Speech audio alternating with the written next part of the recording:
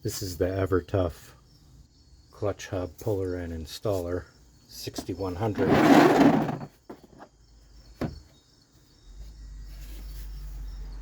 I am using it looks like tool G, which is an installer to, I believe, install this pulley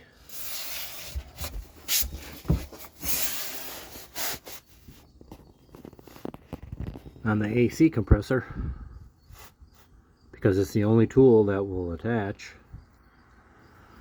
But I have broken this tool before right here.